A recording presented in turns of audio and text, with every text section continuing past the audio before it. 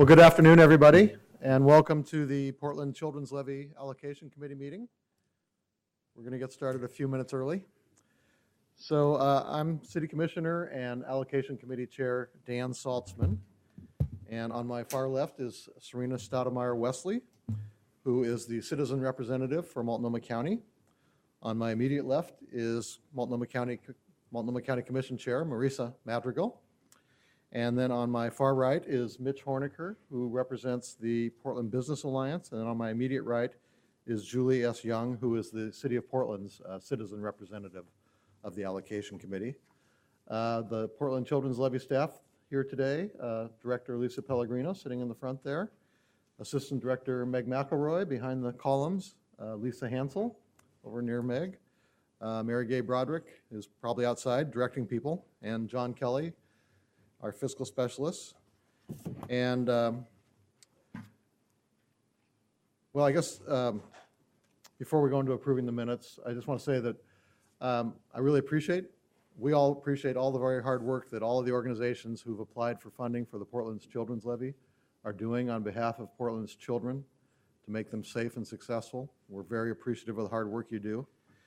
And we have about $10 million a year to decide upon to invest in our kids starting in July 1st. Many of you know we've received over $30 million of requests for those some $10 million that we have to invest today. So I just wanted to just provide an overarching view of how we're going to make those decisions in the next few weeks. So we are, there's really three important steps in making a decision about which organizations we invest in and how much we invest in those organizations for at least the next 3 years. The first was the goals and strategies that this allocation committee adopted in November of last year with the research of staff that really drove the subsequent requests for information that we put out to many of you organizations to apply for. The second major step is the citizens who reviewed these applications and scored them, and then the Children's Levy allocation, the Children's Levy staff who also made recommendations. And then the final step, and the most important step, is the decisions, discretion, and hopefully wisdom the five of us here bring to making the final decisions about which organizations we want to fund and how much we want to fund them at. So I just want to make sure that people understand, because in the cycles we've gone through this before, there's always been a lot of consternation if the allocation committee deviates from the recommendations of staff or from the citizen reviewers in terms of the scoring. And that's really as it should be. The allocation committee, are not bound by staff scores or recommendations. We are bound by what we've all taken an oath to do this job and to use our utmost discretion and judgment and do what we think is the best for the children here in the city of Portland. So just wanted to say that at the outset. It's a tough job when we're having to winnow it down, but it's an important job. So with that being said, what we're going to do today is we're going to take testimony by subject area, starting with hunger relief, childhood hunger relief. And I'm going to ask that any applicant in the child hunger relief category, any organization that wishes to testify, we will give you at least up to 2 minutes, depending how many applicant organizations wish to testify. We may have to narrow that down because we only have 2 hours. We're going to be here from 3 until 5. So we're going to start with hunger relief, and we're going to ask any applicant who wishes to testify, and we only ask one representative per organization. If you wish to have a show of hands of those who are in the audience to support your application, you can do that, and that's how we do it in city council chambers. You can, if you want to support an organization, you can wave your hands like that, the jazz hands as we call them. And so that's really how we're going to do it today, and bear with us. I think we have a pretty full house, and I think we'll be listening. And also this is an opportunity for your organization to talk about your proposal, but also it's an opportunity for us up here to ask you questions about your proposal as well. And so we're ready to get going, but before we do that, we need to approve our minutes from January 10th. So I would entertain a motion to approve those. So moved. Okay, is there a second? Second. Okay, all in favor say aye. Aye. Okay, great. The minutes are approved. And just one further preview before we get started is to say that we will be having our second hearing a week from today, same time, same place. A different time, okay. Different time, same place. And that'll be, today we're going to cover hunger relief, after-school programs, and mentoring programs. So at our next week's public hearing, and again, we're here to mainly listen and ask questions next week as well, we'll be doing foster care, child abuse prevention and intervention, and early childhood. So without further ado, I'm going to start with, Lisa, did you have any opening remarks you wanted to make? Or? Yeah, we've got a few slides, just a quick overview of the process. Okay. Shouldn't take more than 5 minutes. So Director Pellegrino and Assistant Director Meg McElroy will come up and give us a brief overview.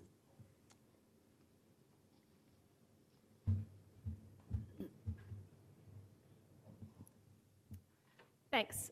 Knowing what a full house we have and knowing how important everyone's time who's come here to talk to you today, we're going to try to keep our remarks as brief as possible. We just wanted to help remind people how we arrived at where we are today.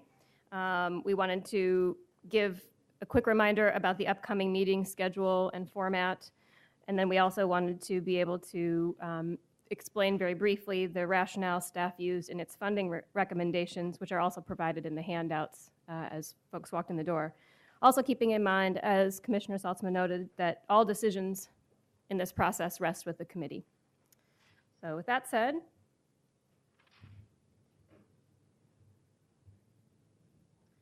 as you can see on this slide, this overview helps remind folks that there were nearly 3 times as many dollars requested by applicants as there are available. That figure varied by different program areas. The table on the slide helps the audience members see what the overall pool of applicants looked like in the 3 program areas that will be providing testimony. Applicants will be providing testimony today, showing the available funding in each of the 3 areas compared to what's available, and the ratio of dollars requested compared to what's available. Clearly, there's far more in good programming in this community than Levy resources are able to support. A reminder that last summer, we embarked on a process as staff to gather community input extensively and consult local data to help inform the strategies that were adopted in the 3 program areas to which folks applied for funding and are here to testify today. Those strategies had within them also priorities that look at the program elements as well as populations and communities in Portland that public input and local data suggest are of the highest need in our community. For the scoring of applications, over 80 volunteers were recruited and reviewed and scored the applications under consideration. Teams of 5 reviewers scored the same set of 6 to 10 applications. Total scores on applications reflect the average of the 5 reviewer scores plus any bonus points that were awarded by staff based on the criteria in the RFI. And PCL staff also reviewed the financial health of every applicant organization. So here we are with a funding meeting kind of reminder. Today's testimony meeting for hunger relief, mentoring, and after school. Next Monday from 12:30 to 2:30 will be the opportunity for applicants in early childhood, foster care, and child abuse prevention and intervention to address the committee. And then funding decision meetings for these 6 program areas are on May 30th and June 2nd, split, as you can see on the slide, between the 2 dates. Okay, I'm just going to briefly go over, and this is something that came out to the allocation committee as well as to all of the applicants, the rationale the overall rationale staff used to make the recommendations, and then we'll say a few words about each program area and how we approached it. So generally speaking, staff used the following criteria in trying to figure out who to recommend for funding. We looked first to see how clear the fit of the program proposed was with the strategy. We looked to see who scored highly. We looked for a strong overall program design, because that's key. And being successful. We looked to see whether the application convincingly addressed the priorities that it said it addressed within the strategies. And we looked for applications that demonstrated experience and infrastructure to manage the proposed program and the grant. Conversely, we typically did not recommend programs that had one of the following issues. Didn't clearly fit the program area strategy, or there were questions or issues about that. The score was on the lower end of the range. It had several or substantial program design concerns raised by reviewers and sometimes staff. Addressed few or no applicable priorities in the program area, and or had limited experience or infrastructure to implement or manage the grant. So those were the things. If there was usually problems in one or two of those areas, typically we did not recommend for funding. So we'll briefly outline how we approached each program area that's under consideration today in terms of how we made our recommendations. And hunger relief, staff approached that since the goal for this program area was to relieve childhood hunger. We looked and gave the most weight to applications and application components that served large numbers of children with consistently available sources of food. And made our recommendations based on that. We did not allocate or recommend allocation of all of the resources because there were significant pros and cons that were, I thought, fairly equal, or I really should say all staff thought were fairly equal. So we were going to leave that to you based on your priorities, since there were not specific goals set for investing in particular strategies or hitting particular priorities in that area.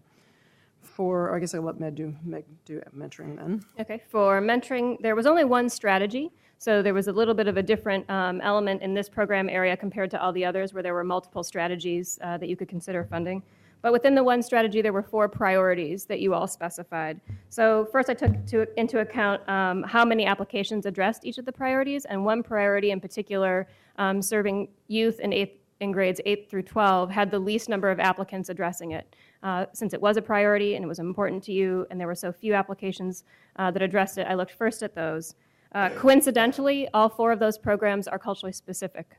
I next looked to the scores, as Lisa suggested earlier, things that we took into account kind of in all program areas, how well applicants addressed the priorities and whether they addressed 3 out of or more of the 4 priorities. And I also took into account the past performance of current grantees and tended to favor past grantees with the highest rates of participation in mentoring services. There was an unallocated balance of $61,000 left in the program area, which staff recommends be put into the after-school enrichment strategy because of the extraordinary request for investment in that program area, in which the ratio was $6 for every one we have available. And for the after school, I broke it down by strategies in terms of how we approached it. And for the new Sun site proposals, we were really pretty much looking at whether or not the sites did not currently have a Sun site, which was obviously why would people be applying, and how they ranked on the equity index. And all of the applications addressed highly ranked schools. So most everything was recommended for funding. For intensive academic support strategies, staff prioritized applications that were high scoring, ones that had a good track record of success, ones that assigned youth to specific staff for academic support, applications that clearly demonstrated how program staff work with school staff regarding individual youth and relevant curriculum, applications that clearly demonstrated how program staff connected with parents regularly about academic issues that individual youth might be having, and had staff-to-student ratios that supported these conclusions about programming, that there was going to be individual attention paid to the academic situations of kids. And also applications that proposed tracking academic outcomes and demonstrated capacity to do so. So we really looked pretty deeply at how well a program was designed to provide intensive academic support. Really, those words focusing on academics for this. So for enrichment programming, staff prioritized generally higher scoring applications, cultural specificity, addressing the priorities that were set forth for that strategy, and also funding a range of enrichment options across the city that address different interests and needs. So that was the basic approach for enrichment funding. Any questions about that level of thinking? Or is it all pretty clear? Okay, great. Okay, great. Thank you. So again, we'll start with the hunger relief category. And we asked that organizations, I counted we have 12 organizations, I believe, that applied. And so if there's if there are representatives from any of those 12 organizations that wish to testify, please come up 3 at a time. Again, we ask that each organization limit its testimony to 1 representative. And if you support that representative or that organization's applications, you can show us your hands and we'll know that way. And How much time? and we're going to start, well, how many organizations in the hunger relief category are here and wish to speak to us? So I count 1, 2, 3, 4, about 10 or 11. So we'll have to go with about 2 minutes per organization. So why don't the three of you come up to start off with? Matt Morton, come on up. Come on up. Tracy. Ray, are you representing somebody besides NAYA? No. Okay, we asked one representative per organization. Are you with ERCO? Okay. Great. Okay, welcome, and we'll start with you, and you have 2 minutes. And the timer is right in front of you. And there'll be a warning at 30 seconds? Sure. Okay. Great. Our thanks to the committee for having us here today and being able to talk about our program. My name is Tracy Rose, and I am proud to represent the Boys and Girls Clubs of Portland. Throughout my career, I have had the opportunity to work with many of the organizations represented here today and have the greatest respect for the work that they're doing. My comments today, along with my colleagues, will focus on helping you see the critical role that Boys and Girls Clubs play in the lives of 13,000 youth in our community each year. We will take this opportunity to articulate what may have been missed in our applications. Our challenge, 15 million children across America go unsupervised after school. That number more than triples during the summer months. Our club programs fill a critical void for children and families in need.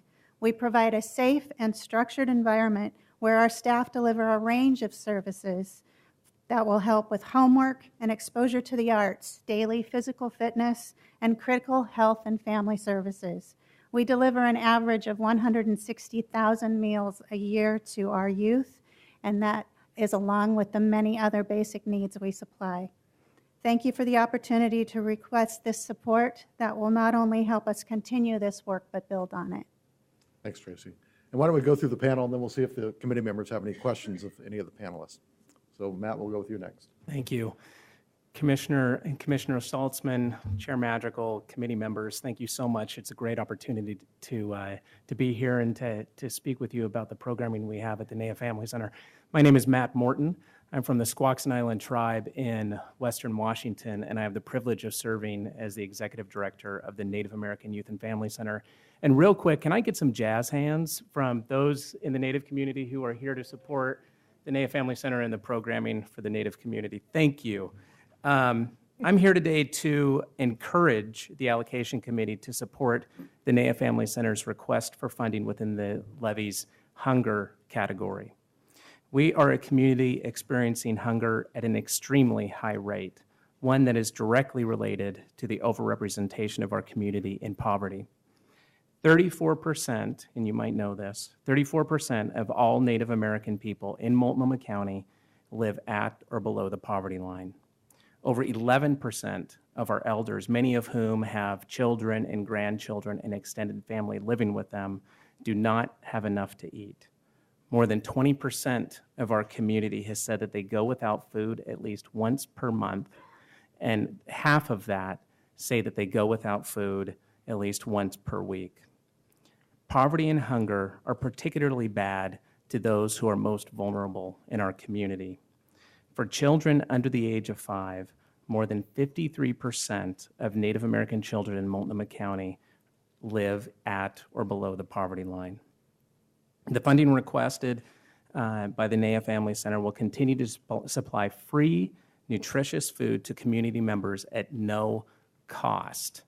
And these are community members who you don't see attending the other options, and oftentimes rely on the NAYA Family Center to provide a bridge between them and the essential services they need. I encourage you to support this program specifically designed to meet both the immediate and long-term needs of Portland's Native community. Thank you for your time. Thank you. Good afternoon. Thank you, committee members, for this time. My name is Katie Lauderdale, and I manage the Madison Sun Community School.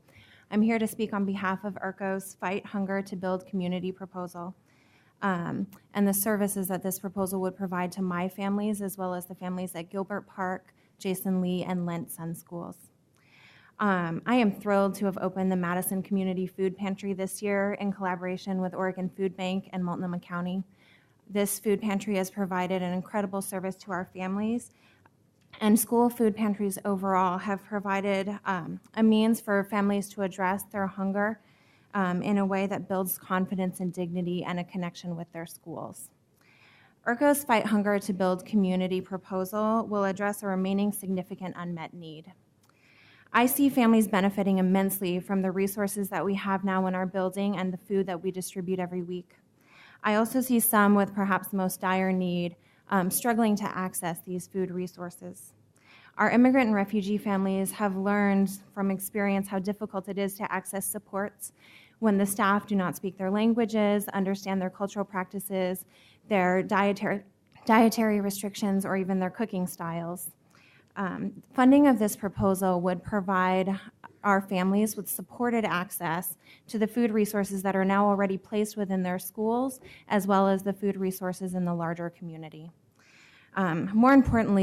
Most importantly to me, this proposal would provide staff to empower our families to open a two-way dialogue with myself, my staff, and my school about the ways that we can best serve their hunger needs and support them in supporting their children's education. Thank you.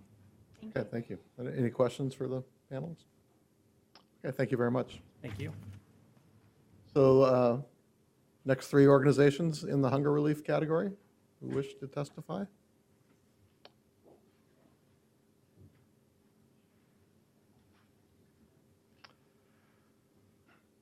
Welcome, and again, just state your name and organization you represent, and you each have 2 minutes, and we'll start with you on my left. Great. Thank you very much for the opportunity to testify today.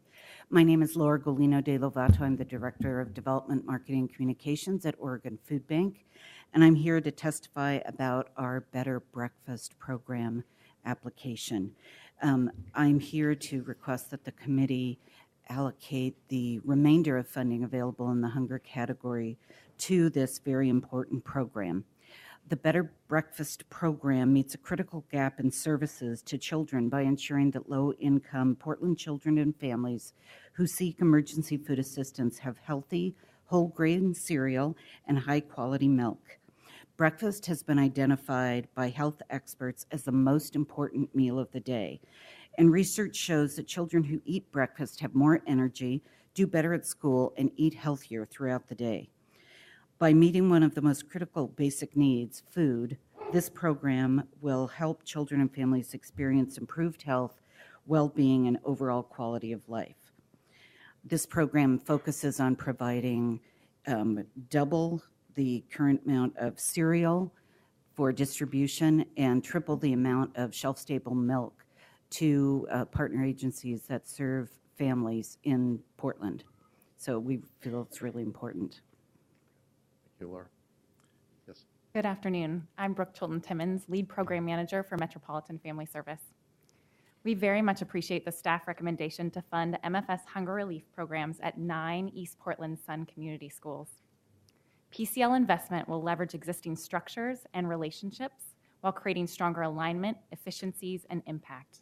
This funding will allow us to provide an additional 40,000 meals to families in need during just the first year. Improved outreach to culturally specific groups will improve access. New partnerships with faith communities and businesses will increase resources.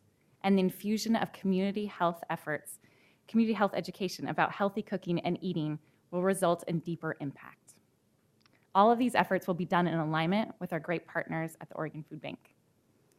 Investment in MFS hunger relief efforts will serve as vital support for the educational success and self-sufficiency of children and families at our Sun Community Schools. Thank you. Thank you. Thank you. Greg. Hi, my name is Greg Belisle, and I'm with Impact Northwest. It's good to see you, Commissioner Saltzman, Chair Madrigal, committee members. I'm here to talk in support, obviously, of Impact Northwest hunger relief efforts, which, similar to what Brooke just talked about, would leverage existing infrastructure that the county and the city have already invested in, which allows us to access, with community relationships in the schools at high needs, a hunger relief effort that until now has actually been pretty inconsistent, which means if you look at our application, you will see that numbers of service go up, and then they go down, and then they go up, and then they go down. It's really a result of various partners moving in and out depending on their structure, their funding. This opportunity provides us a chance to provide those families with stability and long-term relationships. So I'd like to, one, just recommend that you use the infrastructure, again, that the city and the county have already built by using the relationships through Sun Community Schools. I also just want to highlight that I appreciate the effort to focus on East Portland and just remind you that I think of really that 82nd corridor. Some of our schools are just west of that 82nd. They're on 79th or 73rd. That really that whole area is still a priority, that folks that can use some support. And the last thing I want to say is that Impact Northwest has obviously a proven record of being able to provide successful and important services to families. Thank you. Questions for the panel? Okay, thank you very much. Right, thank you. I will say it gets harder to speak here the more people you know in the room, because you know what great services are going on. Thank you. Okay, how about, I see Joan Smith. We have Joan from Meals on Wheels. Commissioner, Oregon Food Bank had submitted two applications. May we provide another person to testify for our other application? Sure. Thank you. Welcome. Thank you. And again, just give us your name, organization you represent, and you each have 2 minutes, and we'll start with you. Thank you. My name is Sarah Garcia, and I work for Pathfinders of Oregon. So thank you. I'm going to say thank you for the hunger relief. So I'm here to give you, I am an immigrant, and I face similar needs with the community.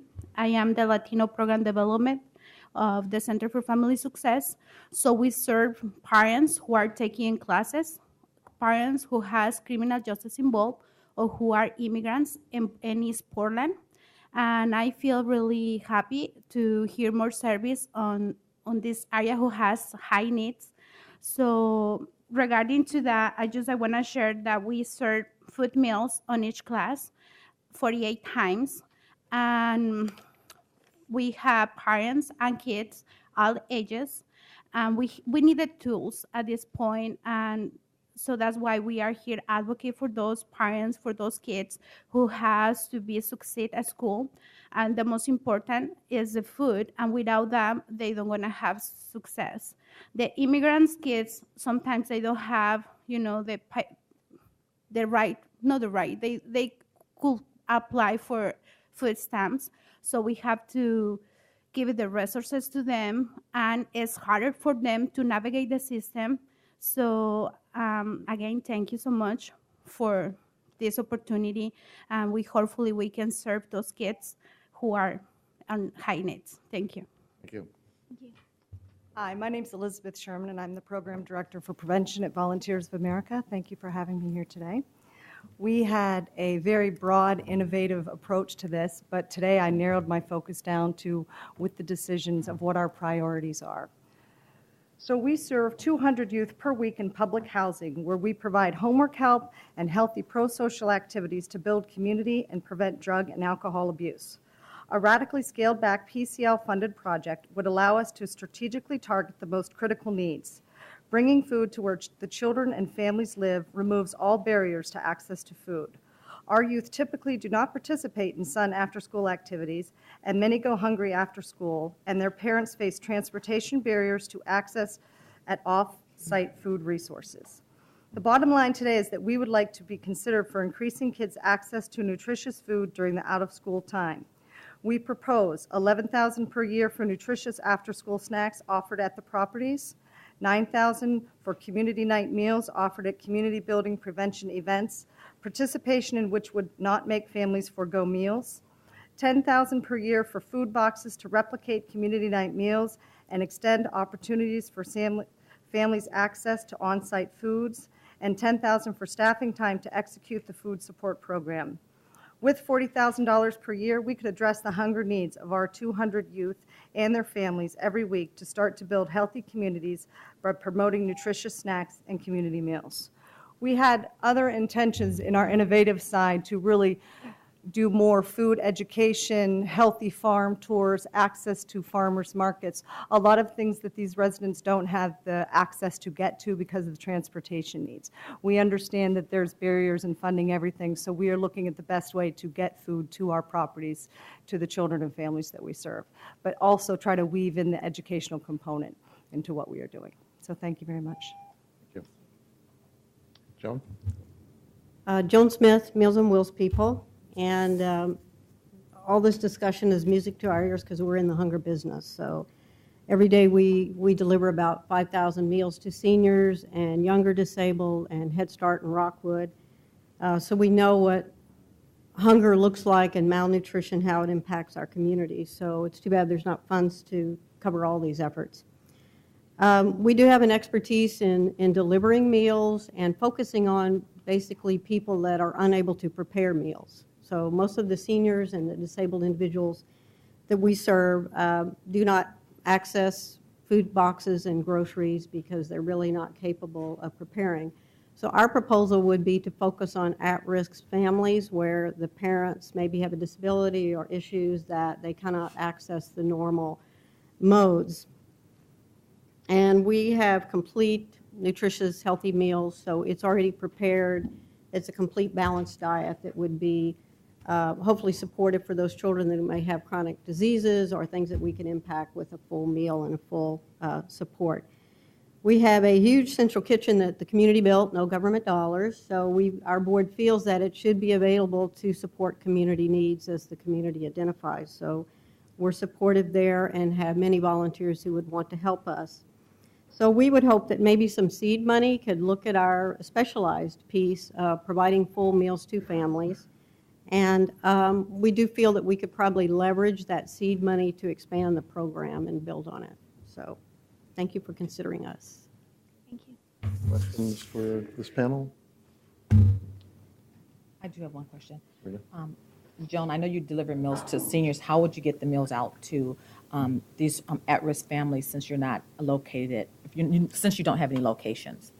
Well, we have 34 locations all around 3 counties, so plus our central kitchen. So our idea was to work with that family and see if they are home and we could bring meals to them at a set time during the day or once a week so that they would have all their food they need for the week to modify, to change, to have it available. So we would work one-on-one with the families based on their needs. If it needed to be daily, we would, or if it needed to be, they had capability once a week and then use those ingredients. So. And what's the capacity of your central kitchen in terms of meals? Well, we're per only day? using about less than a third of it right now. So we could do 25,000 meals a day if we needed to, which, you know, we wanted to be prepared for the future needs. So capacity is not a problem. Okay, great. Any other questions? Okay, thank you. Thank you all. So we should be getting down to the tail end of hunger relief applicants. 1, 2. Is there 3? There's 3. Okay. Are you also hunger relief? Oh, okay. Sorry. Okay. Welcome. Again, just give us your name and organization, and you have 2 minutes, and we'll start with you, sir. Hi, my name is Stanley Moy, and I'm speaking on behalf of Oregon Food Bank School Food Pantries. I'm speaking for Harrison Park School. I'm a volunteer for over 2 years and a community resident for over 20 years. Harrison Park School is located on 87th and Division Street out in East Portland. I've worked with the school, community members, and business in the area called the J District to try to improve the community in many ways. Unfortunately, the Harrison Park School has the highest free and reduced lunch rate in the school district and the most ESL student in any Portland school district. Harrison Park has over 800 students in 5 different communities, Chinese, Vietnamese, Russian, and Latino. Over 80% the students are people of color. I'm here today because Harrison Park School does not have any emergency food pantry. And what a food pantry will do for the school is help provide healthy foods for the community, help the parents, target population with high percent of non-white and ESL residents. And I want to thank the Children's Library staff for the endorsement of the pantry expansion proposal, and we are very grateful. And I want to urge support for the allocation committee also. Thank you. Thank you. Jill? Hi, Jill Keeler, with Director of Zenger Farm. I would like to begin by thanking you all for prioritizing hunger relief, particularly in East Portland. For 15 years, Zenger Farm has been addressing the root causes of hunger in outer Southeast Portland through a multi-pronged approach of education, access, and empowerment. Levy funding will allow us to do three main things. One is to expand our SNAP Match program at the Lentz International Farmers Market and through our community-supported agriculture program to further stretch food stamp dollars for thousands of families. It will also allow us to grow our Food Scouts program that empowers youth to make their own healthy shopping choices. And we'll also expand our family cooking education program for underserved families. Our modest request will be leveraged so we can provide over 10,000 children and 2,500 adults with access to healthy food and food education in East Portland. Thank you. Thank you. Dennis? Hi, Dennis Morrow with Janus Youth Programs. We're here on behalf of the Village Gardens Project. Would like to thank you for including us in this funding process. Janus is very excited to bring this project to you on behalf of the community. We're representing one of the most racially and ethnically diverse neighborhoods and communities in the state, with a population of 50% of them being children. But these are children that live in a food desert. Our project is different than virtually anything else you've seen here. It's probably different than virtually anything you've ever heard of, because there is nothing in the country, nowhere in the country, that is integrating the types of projects and strategies that we are into a single point of attempting to not just feed people, but to end hunger. And that's probably the main difference that we see with our project, is our goal is to actually end hunger, not for these kids, but for future generations. We really appreciate the funding which was allocated, to the recommendations. We would like to request respectfully restoration of at least $50,000 a year, which would replace money for our Food Work Farm. This is a 3-acre organic farm on Sovie Island, which employs kids out of a low-income neighborhood. We've had 2 Gates Millennium Scholars come out of this program in the last 5 years. And it also gives organic food to our store, which then sells it to the community through resources you will be providing. We did see that numbers were an issue in terms of some of the critique of this, but we count numbers differently than I think other folks. We only counted the actual youth that we work with on a daily basis, which is 30. But if you look at the way some of the other programs are counting folks, we have those 30 youth actually have 90 other kids in their families. And if we look at it intergenerationally, we will have over 2,000 youth that will benefit. Most importantly, we will have 45,000 people who will come into the store during the summer months when the farm is open, and at least 10% of those are going to be purchasing organic produce. So that's at least 4,500 every year. So the numbers actually look quite different. Most important to me, this is the only project you have, and I've been with the Children's Levy since the beginning. I believe it's the first project you've ever had that is actually designed and run by youth. And I think if this is an investment of the Portland's Children's Levy in children, I can't imagine a better investment than in a project which youth themselves has designed. We do have a couple of youth here, if they would put their hands up there. A couple of our food works youth who could definitely answer more questions than I could about that. Thank you. Okay, thank you. Any questions for this panel? Okay, thank you all. So I think that completes it for hunger, and we're going to move on to after school. Okay. So Genesis mentoring. Mentoring is next on the okay, agenda. I'm sorry. We're doing mentoring next. Yeah. Thinking they were going to be later on the agenda. Okay. So we're going to do mentoring next. And again, oh,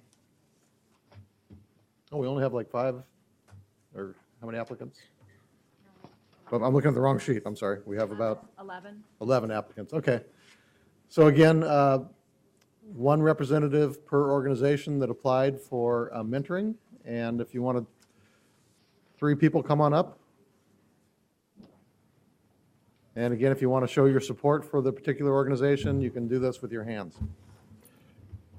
Okay, welcome. We'll start over here, and again, give us your name and your organization, and you have 2 minutes, and there's a clock running in front of you there that will notify you at 30 seconds also. Okay, and I'll be brief. My name is Lois Orner, and I'm representing Campfire Columbia. And I'm really here just to thank all of you and to thank so much to the staff for the recommendation of funding of our middle school program. We're thrilled to be considered, and we know from previous funding how high leverage the PCL can be for the organization. And we are really looking forward to the opportunity to partner with all of you. As we all know, middle school is a critical point in a child's trajectory with big transitions from 5th to 6th grade and 8th to 9th grade. As the community continues to focus on the 9th grade transition point, as well as other important transitions and benchmarks along the continuum, we're excited to be involved in the collective impact work being led by All Hands Raised and to contribute to that work at this important point along the continuum. We've seen great success with this program over the last 4 years in increasing our youth's connection to their school and community, bringing up their grades, and exploring important enrichment activities that they may not otherwise have access to while connecting with a positive adult role model. So thank you again. Great, thank you. Ma'am? My name is Erin Cunningham. I'm the Vice President of Programs with the Boys and Girls Club. Tracy Rose talked about how the clubs meet the basic needs for youth, and many people only know about that side of the club, a safe place where kids can get a meal after school.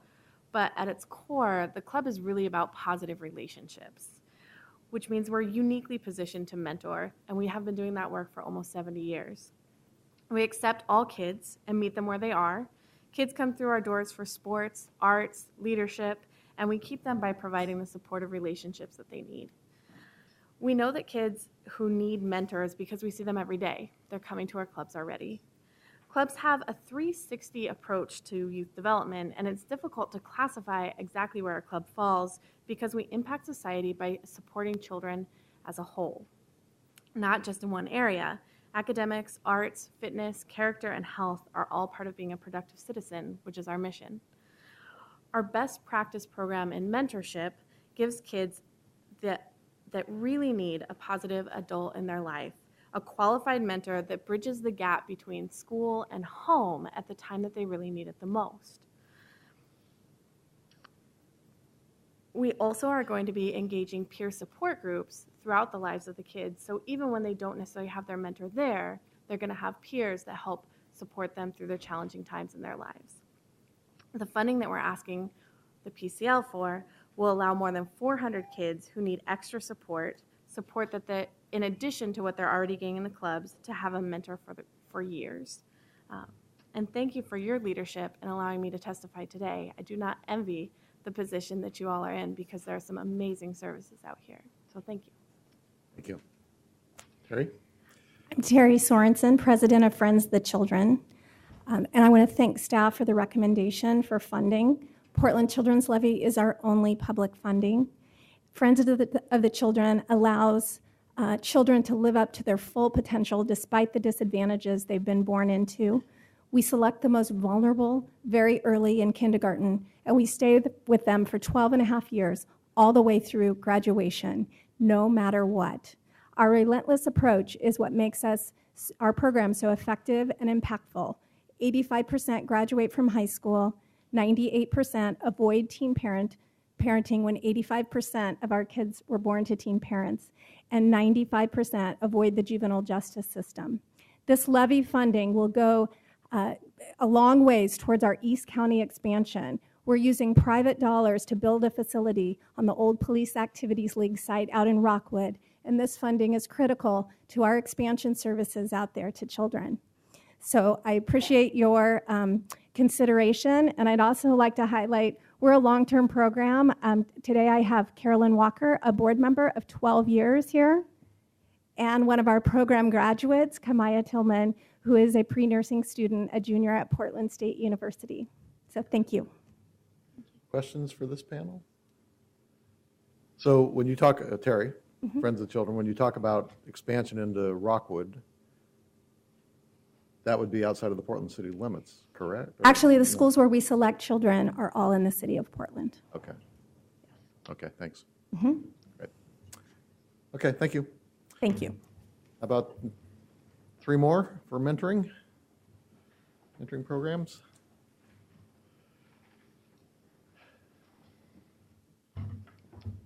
Welcome, and again, just give us your name and organization, and you each have 2 minutes, and we'll start with you, Shabri. Oh, okay. Good afternoon. My name is Shabri Vickers, Vice President of Brand Experience for Big Brothers Big Sisters.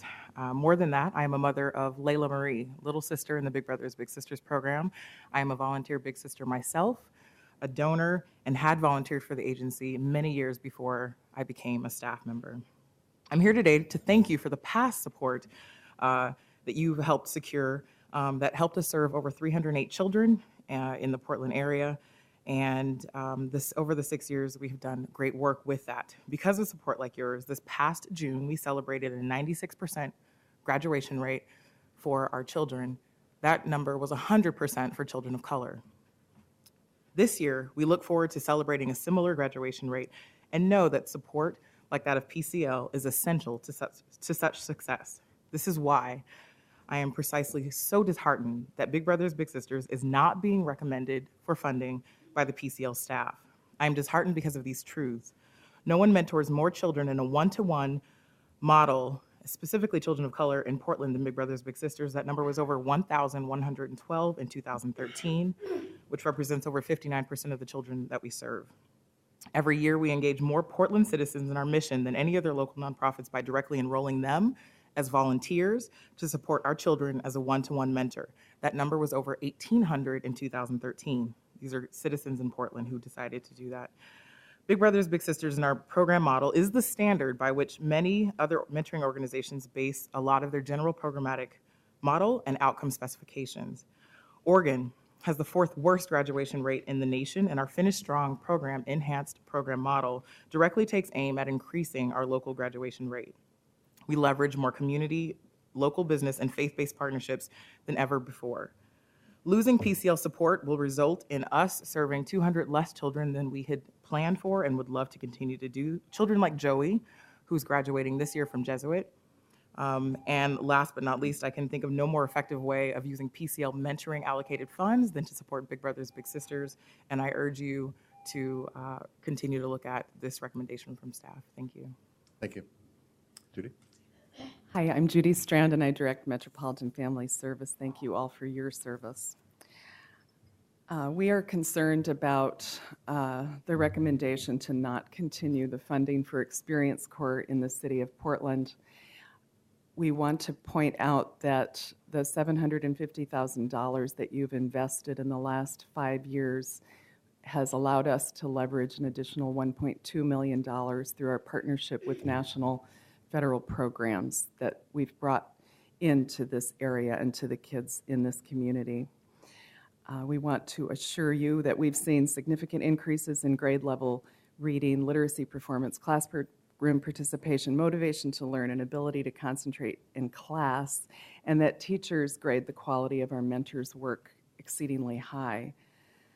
At a time where poverty is growing and racial disparities and student-teacher ratios leave so many children behind, we do not think this is the time to turn away high-quality teams of seasoned mentors. I believe some of them can wave, of our supporters, in helping to reach the hardest-to-reach kids, especially because this is an evidence-based model for third-grade reading. Beyond that, we see the intergenerational component of Experience Corps as having far-reaching benefits to young and old, and we see AARP Experience Corps program as an asset that should be replicated across the state. We were hoping to partner with you in making that a reality. We hope that you will continue to partner with us to keep our teams strong for the kids who need their mentors now, and we hope that you will help us inspire others in Oregon to provide these critical teams at this critical time. Thank you for your partnership, and I hope we can continue it. Thank you. Thank you. Ma'am? Hi, I'm Chris Forsley with the Family of Friends Mentoring Program at Trillium Family Services. I'd first like to thank the citizens of Portland for their support of the levy, the committee, of course, and also the staff who've been terrific to work with throughout the years. Family of Friends was designed based on best practices. From the very beginning, we knew that we wanted to do the very best practices. Consequently, over the last 10 years, our matches have lasted. More than 75% of our matches are multi-year matches. 2 of our matches have been recognized by Oregon Mentors as Match of the Year, and in 2011, our program was recognized as the Exceptional Program of the Year for the state of Oregon. Beyond that, one of the things we wanted to be was cost effective. We're extremely cost effective. We've kept our staff and our overhead costs low, and our cost per match is consistently lower than average, especially for community-based programs that serves some of the most vulnerable children, siblings of Friends of the Children kids. I Have a Dream kids from Alder Elementary. We're working in Rockwood with some of the kids out there, as many as we can get volunteers for. Our program is both proactive and preventative. We believe that it's necessary to reach out to kids before they're in trouble. And research proves that if you support children in the early years of school, it's least expensive and most effective. We could not have served the children that we have served over the past 10 years without the Children's Levy support. And we will not be able to increase our services as quickly as we plan without continued support. Thank you. Questions for anybody on this panel? Okay, thank you all. Next three, for mentoring programs.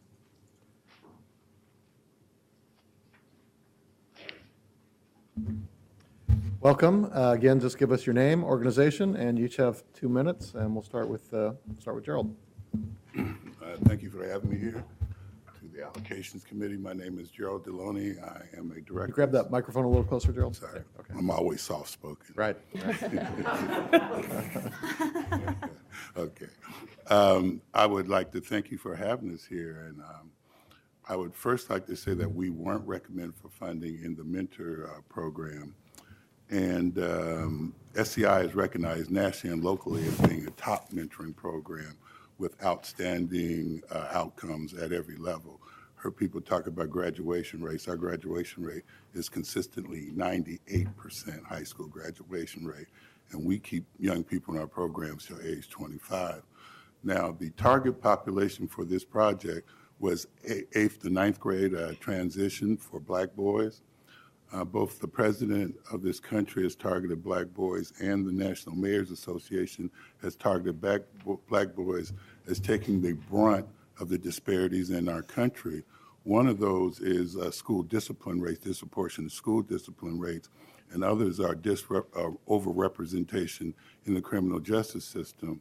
This project partnered with the Coalition of Men, of Black men, and as being a top mentoring program, we believe that this project can and will evolve into one of those top mentoring programs in the country.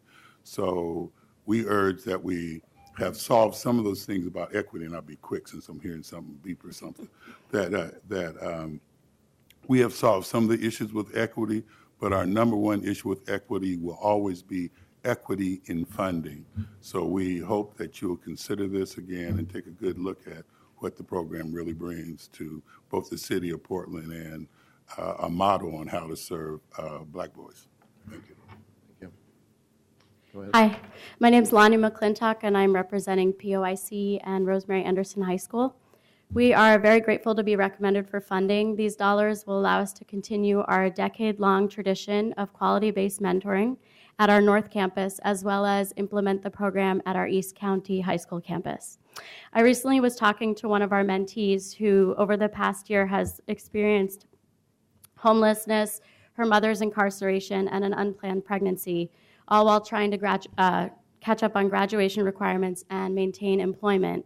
She definitively told me that she wouldn't have made it through any of this, let alone graduate, without the support of her mentor, who's been with her for over a year. Our volunteer mentor program provides opportunity and connection for some of Portland's most disconnected youth.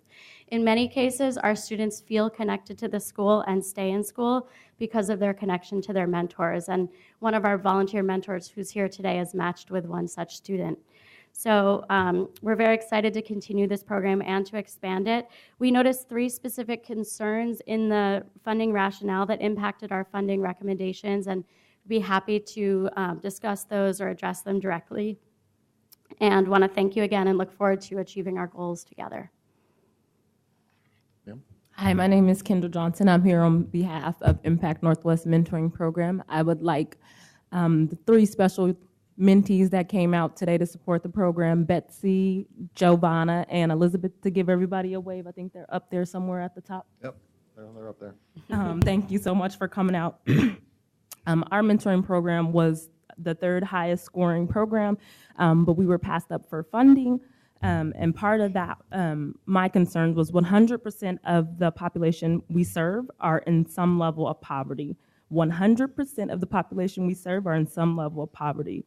Half or more of the schools that we serve are in Northeast Portland, South and Southeast Portland, extremely high areas of poverty. Our program works with young people ages 5 to 18. We have intensely for the next round of funding. We did a transition to work more intensively with high school students to partner with some of the programs that already exist in our agencies that have proven track records to help young people get not just good jobs, but high-paying jobs directly out of high school, such as pathways to manufacturing and pathways to technology and urban opportunities.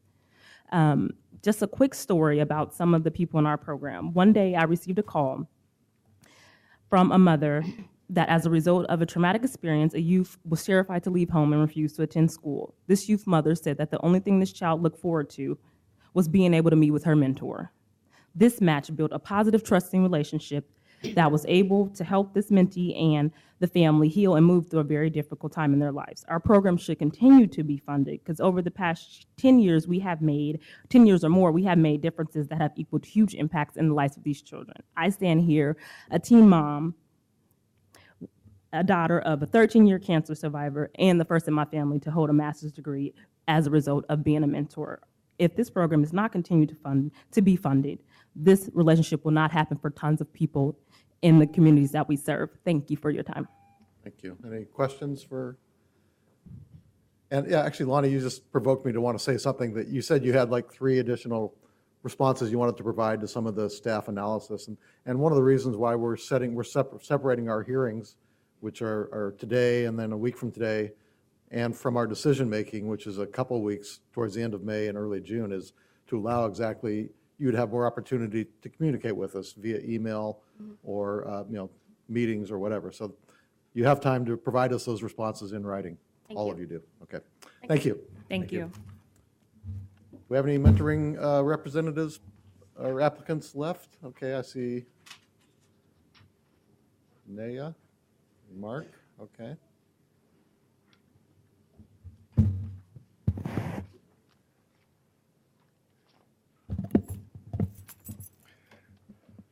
Welcome. Again, just give us your name and organization you're representing, and you have 2 minutes, so we'll start with you, Mark. Mark Jackson, REAP Incorporated. Thank you for having us this afternoon. I want to applaud the PCL staff and you as a committee for this process.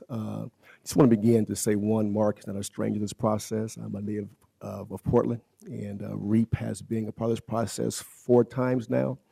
Of the 4 times, 3 times we have not been recommended for funding because of the interpretation of evaluators. And we have seen through public comment of public records how we've had the majority of reviewers scoring us high and the minority scoring us low. And I'm concerned about equity as well in terms of the system that continues to, I think, exclude programs that continue to demonstrate success across all fronts. When you think about Ethiopia, Romania, Haiti, Kenya, Somalia, Portland, you think about REAP. REAP represents the future of this state. If we continue this process of defunding programs that are demonstrating global approaches to empowering young people to understand their place in society, we do it injustice to the students, and also we do it injustice to our system as well. To maintain relevance, we must also be all-inclusive. I can't think of too many organizations being led by Black men, and to hear Gerald say that the program was not funded to serve Black men in the city is disheartening. We also have a program as such, also a program designed to provide entrepreneurship for young men to pull themselves up out of poverty.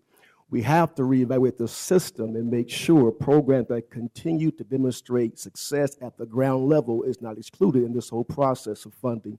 Thank you for your time. I appreciate it. Thank you, Mark. Hello, my name is Ashley Thurstrup, and I'm representing the NEA Family Center, and we want to thank you for your recommendation to fund our mentoring program. This is a new area for us, and we're very thrilled to move into it. Through the program that we will be putting into place, we're going to effectively connect 45 at-risk 8th through 12th grade Native American students per year with NAEA staff mentors.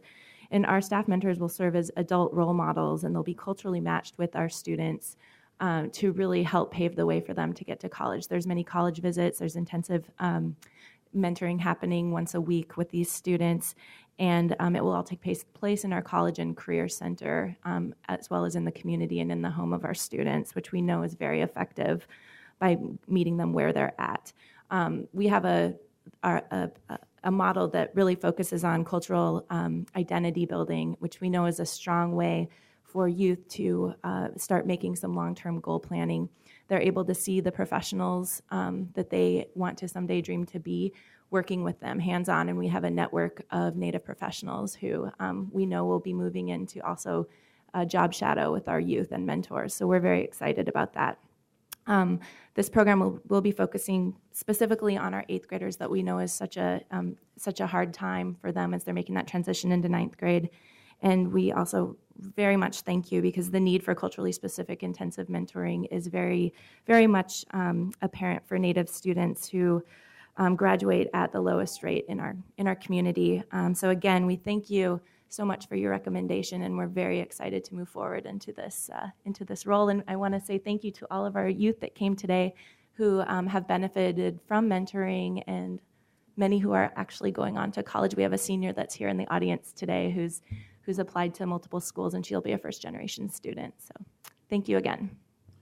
Questions for this panel? Thank you very much, and thank you to all the NAEA students for showing up too. And I believe, is there anybody mentoring program left? Okay.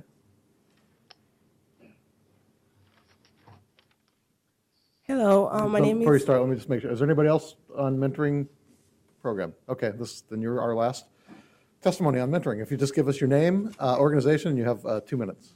My name is Rebecca Lomboto, and I work at IRCO, Africa House with the African Immigrant Mentoring Program. And I'm here with Samararis, and she has something to share. She's one of our mentee that we have in the program. And I just want to thank you guys for everything that you guys are doing. And I know we have people here that are representing IRCO up there in the balcony. So Samararis is going to say something. Go ahead. Good afternoon. My name is Samra Udanye. Thank you for funding the African Immigrant Mentoring Program at IRCO. I have been a part of IRCO African Immigrant Mentoring Program since I came to the United States 4 years ago. Being a part of this mentoring program, I had the opportunity to participate in academic training, leadership, volunteer opportunities, and college visits.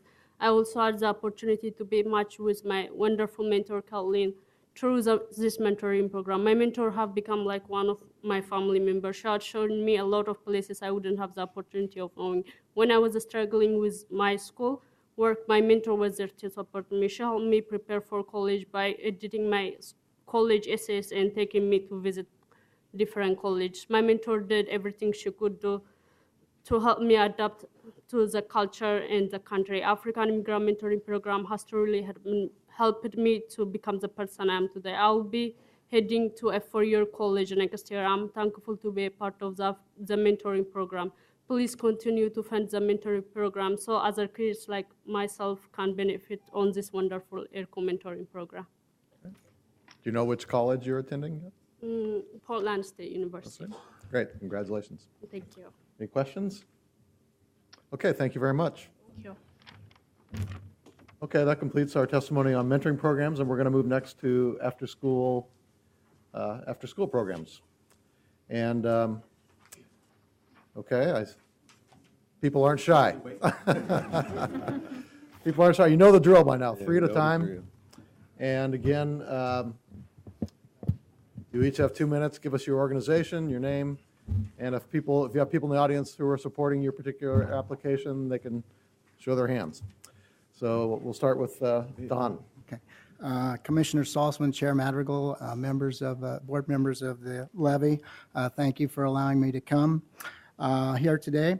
My name is Don Grotting. I am the superintendent of David Douglas School District. Being an advocate for cradle to career education, I am here to talk to you about College Possible's intense academic support for the program it provides to my students and other students in East County.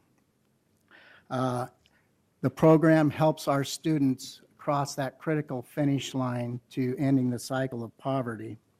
We need College Possible and its industry-leading results it's getting to go to college, not only to graduate from our high school, but to track our kids and help them through college. College Possible has 10 times better the results for children of poverty than their peers. So I'm here today to advocate for the program in its strongest terms. It is a proven model to end the cycle of poverty. And I do not speak from abstraction or even my professional sense. I was a child of extreme poverty and know what needs to change to help our students. College Possible fits your requirements for funding to a T. Students receive more than double the hours of academic support listed in your RFI, and staff are in regular contact with school staff. Also, College Possible fits your priorities. 100% of the students served live in poverty in East Portland. 82% of these students are children of color, and 60% are second language students. This is the only program in the category focusing on College Possible success and is one of the lowest cost programs. As superintendent, I believe in this program strongly, as do two other superintendents in Multnomah County. We've put that money into our budgets. Would request that you consider funding College Possible. Thank you. Thank you. Sir? Good afternoon. Thanks for having us here. My name is Michael Rowell. I work at Vestal K-8 School in Northeast Portland. And I'm here to encourage you to consider expanding the Sun School program into our school. Vestal School is a school of just over 400 students. Sits on 82nd Avenue, just off of Gleason. We're a very culturally and racially diverse school. We have a community that's highly impacted by issues related to poverty, with 76% of our students qualifying for free and reduced lunch services. We have a growing rate of homelessness amongst our families, with a rate nearing 10%.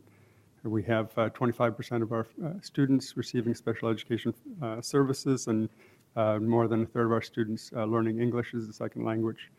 And so it's similar to a number of other schools in the city. And what makes us different is that those schools are receiving those enhanced services through Sun School, and we have not. And so that's an inequity that we would like to answer with this move. So we struggle to provide those critical resources to families, and have begun working with IRCO to begin to provide culturally relevant wraparound services. And we look to IRCO as a very useful partner in this process. We currently provide after-school activities to a small number of our students through the YMCA and through Ethos, and it's all on a for-fee basis, and so it only affects a small number of our students. And so funding Sun School at Vestal would be a move toward greater equity for all of our families. So I worked at Ockley Green and I worked at Lane School. Both schools have Sun School programs. I've seen the benefits that students and families get out of this program, and as I'm sure you're aware of as well, benefits like improved academic success, improved behavior and attendance at school, enhanced self-image. And so we're desperate to find ways to serve our families, and we encourage you to join us in that effort and move to expand Sun School into Vestal School. Thank you very much. Thank you. Tony? Chair Salzman, Chair Madrigal, committee. First, Tony Hobson, President, CEO, Self-Enhancement Inc. Want to say the structure that you guys are going through this year, much, much better. I applaud the staff and applaud the committee. Things that you say are important to you: low-income children and families of color, serving children and families in Outer East. You talked about impact. You've talked about the ability to scale up. You talked about outcomes, proven programs, and best practices. You even talked about giving larger dollars to fewer agencies as one of your goals. Oregon Department of Education identifies SEI as a level 5 school. SEI, one of 2 Title I schools given the model status. Only 2 in all of Portland Public Schools. Self-Enhancement is one of them. SEI given the Title I Distinguished School status in the region. Again, one of the best programs in the entire region based on Oregon Department of Education saying so, not me. ODE, Jefferson High School, the highest graduation increase in the state, an increase of 9 points and 12 points over the last 3 years. Jefferson, SEI whole school model. SEI graduates 98% of our students and 85% to college. We have moved Jefferson from a 47% graduation rate to a 67% graduation rate with the expectation of moving it to an 80% graduation rate by the end of this year. Unprecedented anywhere in the city, in the state, in the nation. How does this not qualify us to get the maximum amount of funding in our category? The staff here has already set the precedent for recommending close to the maximum amount in this category. Our outcomes are unprecedented. The staff only recommends that we get 2/3 of what we asked for, 67% of what we asked for. If the staff can recommend that any agency get the maximum amount of funding, why with our proven success and money left over, would we not be given the total amount? There's $900,000 left in this category, sitting on the table, and we only get 67%. If you're serious about equity and kids of color, outcomes, proven programs, and impact, we deserve and have earned the right to get maximum dollars to serve the most impacted kids and families in this county. Thank you. Thank you. Questions for the panel? One. Yes. Tony, Chair what Madrigal? is your current level of funding? for this? The current level is about 300, and it's the third. So they kept us at the same level that we're presently getting, which was down from earlier. Some of you that have followed this, when there were additional cuts, then we got cut down to the present area that we're at right now, and we're looking to, and seeking to go back up. Right. Other questions? Okay, thank you. Thank you all. Next three.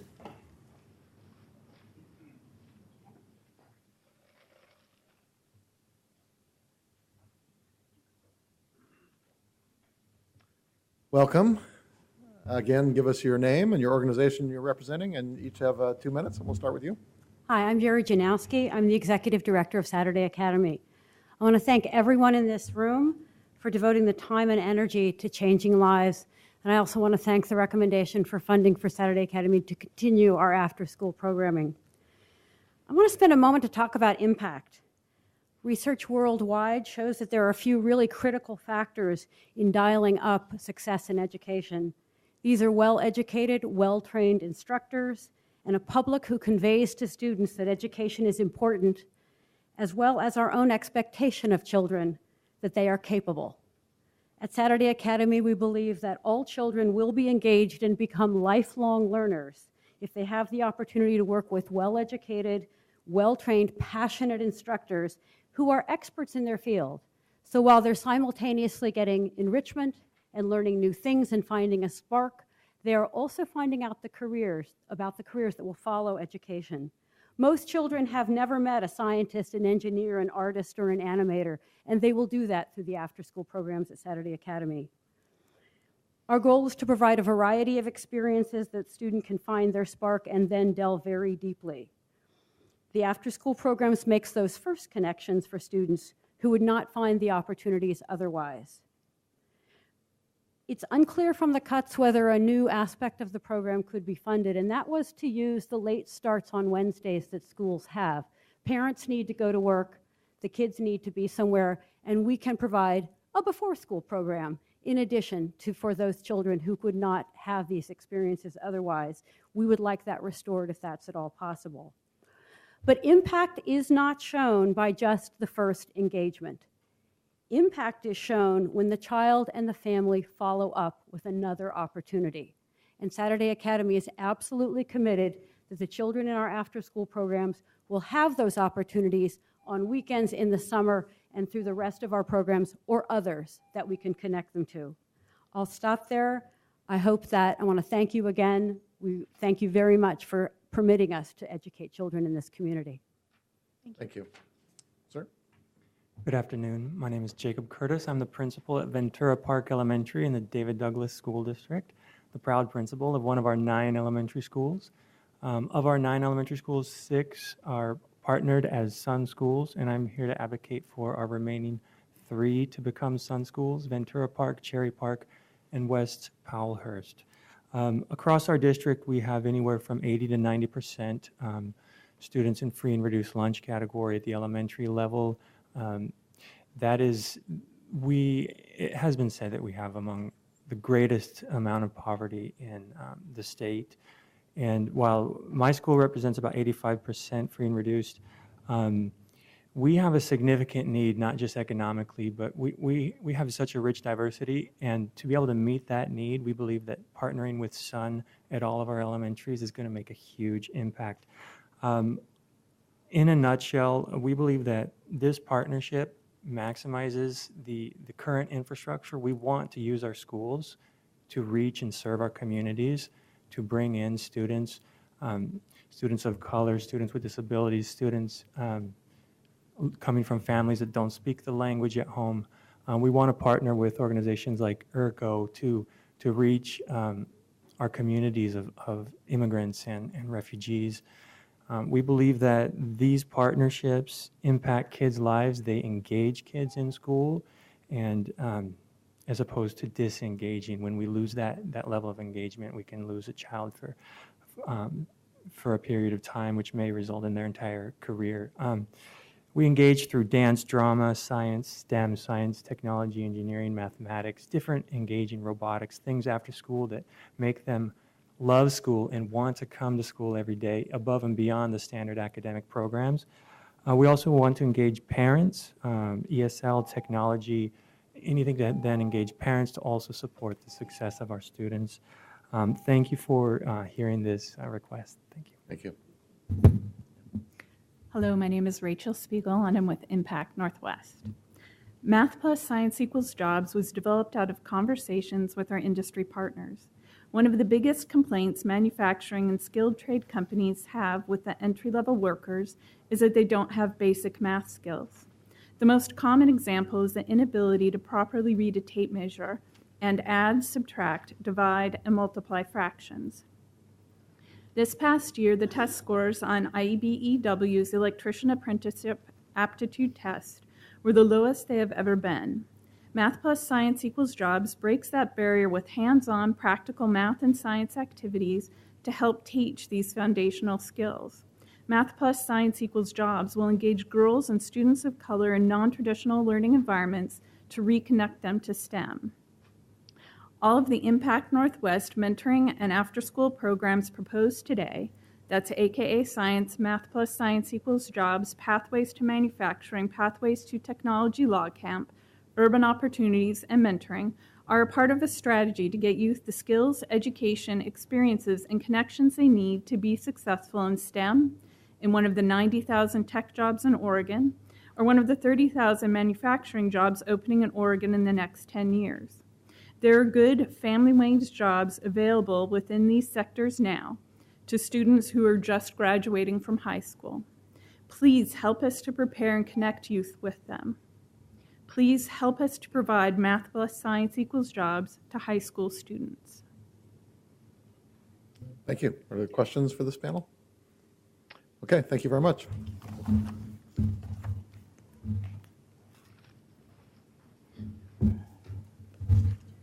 Welcome. Again, give us your name, organization you're representing, and you each have 2 minutes, and we'll start with you over here. First, I want to say thank you, Commissioner Saltzman, Chair Madrigal, and committee members for letting me speak here today. My name is Suzanne Hesse, and I am a parent with the parent-teacher organization at Ventura Park Elementary in Southeast Portland, and I'm here to advocate for the inclusion of Sun at our school, West Powellhurst, and Cherry Park, so that all of David Douglas Elementary schools can be part of the program. Why in particular do I think that Ventura, West Powellhurst, and Cherry Park should be Sun schools? Like Principal Curtis said, approximately 84% of our students are on free and reduced lunch. We have approximately 47% students are ENL. And our particular school, Ventura Park, is also located in the third worst gang-related violence district in Portland. In the last 2 months, there have been 8 documented shootings within a 5-block radius of our school. It's not a safe place for our kids to be outside of school hours. And with Sun, we could provide extracurricular activities after school to engage with those youth who might otherwise fall down into the programs of gang violence that we don't want to see. We've heard a lot of people today talking about grabbing those at-risk youth later in life. I would rather grab them at kindergarten. I would rather grab them at 1st through 5th grade. I would like to show them that their school is a place that encourages encourages academics and the things that they want to learn about, like STEM, like dance, like art. Let's show them that their school is a place that wants to build our neighborhood community, that it's a safe place for them to be, that it's a safe place for them to learn. I also wanted to say that, sorry, I lost my spot. As a former educator for New Avenues for Youth downtown, I worked with homeless youth. I'm a current community college instructor. I see what happens when youth become disengaged with academics, when they become disengaged with education. And I want them to know that their school, our school, supports them in the things that they want to learn about, not just the heavy, academically rigorous program that we are currently in, which our teachers do a wonderful job at, don't get me wrong, but some of our students aren't meant for that kind of program. Let's show them that we care about them and the things that they care about as well. Thank you for your time. Thank you. Greetings. Thank you to the committee for this opportunity to be here. My name is Jonathan Blasher. I'm the Executive Director for Playworks here in Portland. At Playworks, we believe in the power of play to bring out the best in every kid. I would like to suggest that the committee take the recommendation of the staff for our current funding recommendation and appreciate the opportunity. As an organization, we've had a significantly recorded impact on reducing bullying in schools, getting kids more physically active, increasing time for learning in the schools, and all of these things are helping with improving the overall school climate. Specifically, the Junior Coach Leadership Program, which we're looking for funding in the after-school enrichment section, will get 150 students from 10 Portland schools to get involved in leadership activities, increase physical activity to improve their confidence, team building, teamwork skills, and conflict resolution, which ties in and spills into the overall school day, getting more kids at recess to play together cooperatively and to go back into the classroom ready to learn. This unique approach that we have in a number of schools is really testament to the power of the kids that we work with. And this funding opportunity we're requesting is to enhance our after-school junior coach leadership program so that more students get this impact, which will impact even more students at their schools. So again, I'd just like to take this time to thank the committee for the recommendation and for the consideration, and thank you. Sir? Hi. My name is Bob Brontz. I'm the director at POIC in Rosemary Anderson High School. I want to start by saying Joe McFerrin would like to have been here. He's out of town this week, so I just want to let you know that. We received zero funding for our proposal, and I'm here to tell you I think I want to make an appeal to perhaps change that. As many of you know, we serve some of the most difficult to serve youth in inner northeast Portland as well as East County.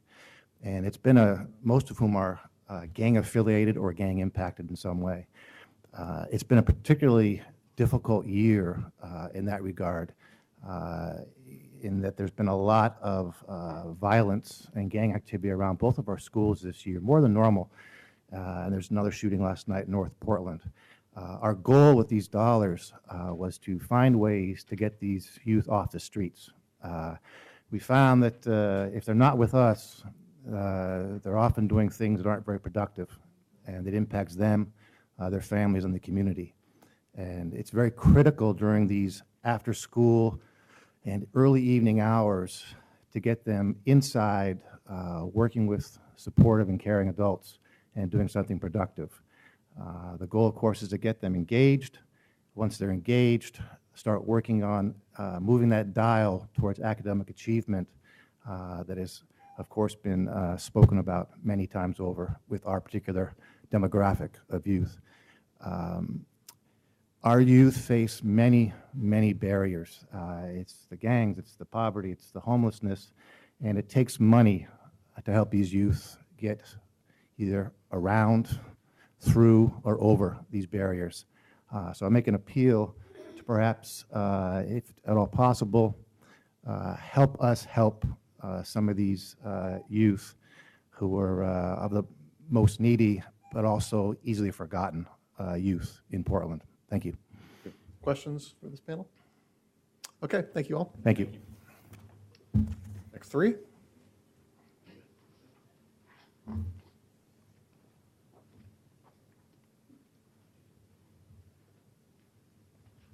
Welcome. Again, just give us your name, organization, and you each have 2 minutes, and we'll start with you.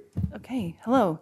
My name's Joy Church, and I'm with Friendly House, and I'm here representing our Project Return program and our application to PCL. We appreciate your support over the last 4 years. We've been receiving PCL support since 2010, but it looks like this year we are not being recommended to have that continue, and we're very concerned for the children in our Project Return program. Those kids are homeless children, K through 5th grade. They are in Northwest Portland, and we are concerned that because we feel that it's possible that because we're in Northwest Portland, we may be overlooked. We do have homeless kids. They do come to us every day, and we are very concerned about being able to continue to support them without PCL funding. I'm here to read a testimonial from one of our clients. She is a parent of 3 kids and has 2 of those children in our Project Return program. So I'm going to go ahead and read it. My 3 children and I are survivors of domestic violence.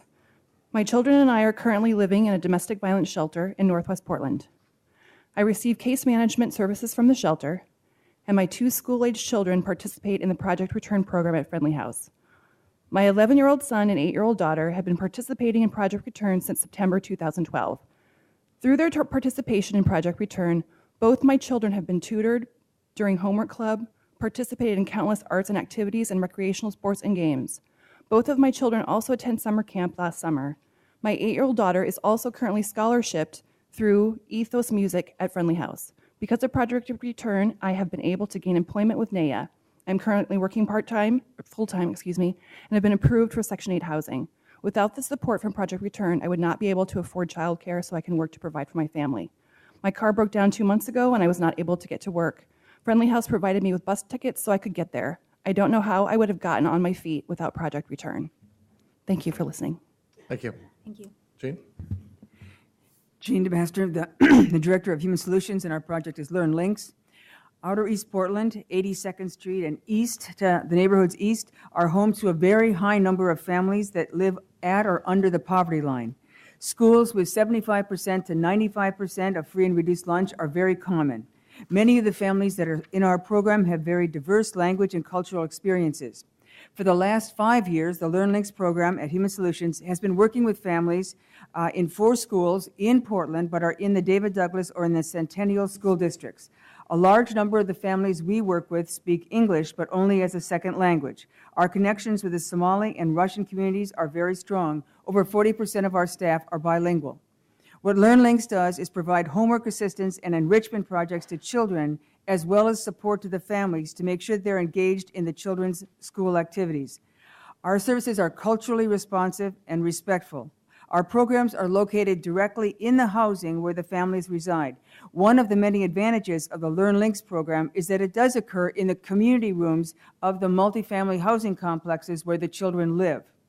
The Learn Links academic classes for children are held twice a week. We communicate with the teachers in the children's schools quarterly and with the children's parents weekly. We provide transportation and translation so the parents can get to the parent-teacher conferences. This high amount of contact between our staff and the children and the school and the parents is the second distinguishing factor that leads to the success of this program. Our ability to understand the family dynamics, as well as to help meet the basic needs of the family, keeps the children in school and keeps academic life of the child a priority. For many children, housing instability is one of the huge barriers to staying in the academic environment, and Human Solutions is able to provide stable housing to all the children that are in the Learn Links program. The Portland Children's Levy will be a pivotal portion of helping youth at Human Solutions, particularly families of color who do not have English as a first language, to help them grow into healthy, productive adults who feel a connection to the broader community. Youth in Outer East Portland have been long neglected, and this funding through the Portland Children's Levy can help change that. Thank you. Thank you. Sir? Hello, my name is Adam Goodwin. I manage the Music Corps program at Ethos Music Center. And I'd like to thank you, Commissioner and committee and staff for the past 2 grant cycles of funding and for that you've afforded to Ethos and the thousands of kids we've been able to serve. So with I've been very lucky to be the manager at of this of the Music Corps program and be able to firsthand see the well-documented benefits of music education for youth being increased academic achievement in language and mathematics and increased school attendance and decreased behavior referrals in school. But I may be even more lucky to have been an instructor for this program for the past many years, and to see what happens when a student holds a guitar for the first time, or has a piano under their fingers for the first time, or shows up to class for their 4th year of instruction through Ethos classes. I've also been lucky to receive thank yous from parents who bring instruments into their homes, have their homes filled with music, and to see this power that that music can have on the family and the community when students perform publicly. So I'd like to pass on this thank you to the committee here and thank staff for the recommendation this year, and ask that you guys do choose to renew funding for Ethos. Thank you. Questions for this panel? Okay, thank you.